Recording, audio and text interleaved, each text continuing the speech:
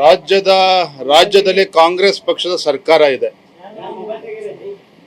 ಈ ಸರ್ಕಾರದಲ್ಲಿರ್ತಕ್ಕಂಥ ಜವಾಬ್ದಾರಿಯುತ ಮಂತ್ರಿಗಳು ಅವರ ಬೇಜವಾಬ್ದಾರಿ ಹೇಳಿಕೆಗಳು ಪದೇ ಪದೇ ದಿನನಿತ್ಯ ನಾವು ನೋಡ್ತಾ ಇದ್ದೇವೆ. ಇದೇ ಶಿವಾನಂದ ಪಾಟೀಲ್ ರವರು ಪರಿಹಾರಕ್ಕೋಸ್ಕರ ರೈತರು ಆತ್ಮಹತ್ಯೆ ಮಾಡ್ಕೊಳ್ತಾರೆ. ಹಿಂದೆ 1 ಲಕ್ಷನ ಕೊಡ್ತಾ ಇದ್ರು, ಈಗ 5 ಲಕ್ಷವನ್ನು ಪರಿಹಾರ ಕೊಡ್ತಾ ಇದ್ದೇವೆ. ಹಾಗಾಗಿ ರೈತರು ಹೆಚ್ಚು ಆತ್ಮಹತ್ಯೆ ಮಾಡ್ಕೊಳ್ತಾರೆ ಅನ್ನುವ ದುರಹಂಕಾರದ ಹೇಳಿಕೆಯನ್ನು ನೀಡಿದ್ರು. ಮತ್ತೆ ಇವತ್ತು ಅದೇ ತಪ್ಪನ್ನ ನಿನ್ನೆ ದಿನ ಮಾಡಿದ್ದಾರೆ. ರೈತರನ್ನ ಅವಮಾನಿಸ್ತಕ್ಕಂಥ ಒಂದು ಹೇಳಿಕೆಯನ್ನ ಶಿವಾನಂದ ಪಾಟೀಲ್ ಅವರು ಮತ್ತೆ ಕೊಟ್ಟಿದ್ದಾರೆ.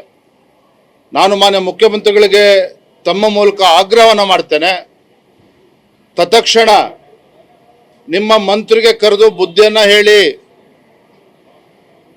ಅವರು ತಿದ್ಕೊಳ್ತಕ್ಕಂಥ ಯೋಗ್ಯತೆ ಇಲ್ಲ ಅಂತ ಹೇಳಿದ್ರೆ ತತ್ಕ್ಷಣ ರಾಜೀನಾಮೆಯನ್ನು ಕೂಡ ತೆಗೆದುಕೊಳ್ಳಿ, ಏನು ಮುಳುಗೋಗೋದಿಲ್ಲ.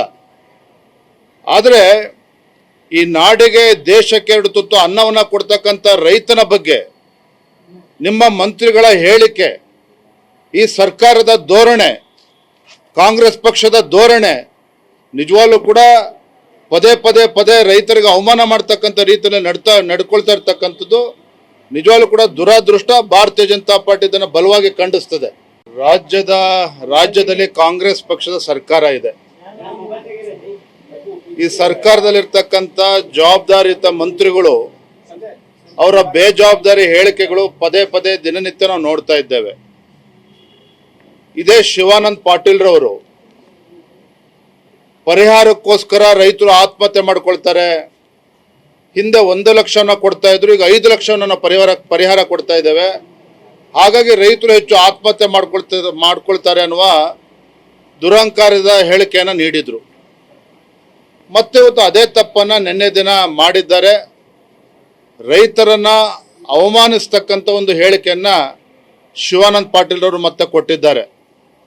ನಾನು ಮಾನ್ಯ ಮುಖ್ಯಮಂತ್ರಿಗಳಿಗೆ ತಮ್ಮ ಮೂಲಕ ಆಗ್ರಹವನ್ನು ಮಾಡ್ತೇನೆ, ತತ್ಕ್ಷಣ ನಿಮ್ಮ ಮಂತ್ರಿಗೆ ಕರೆದು ಬುದ್ಧಿಯನ್ನ ಹೇಳಿ, ಅವರು ತಿದ್ಕೊಳ್ತಕ್ಕಂಥ ಯೋಗ್ಯತೆ ಇಲ್ಲ ಅಂತ ಹೇಳಿದ್ರೆ ತತ್ಕ್ಷಣ ರಾಜೀನಾಮೆಯನ್ನು ಕೂಡ ತೆಗೆದುಕೊಳ್ಳಿ, ಏನು ಮುಳುಗೋಗೋದಿಲ್ಲ.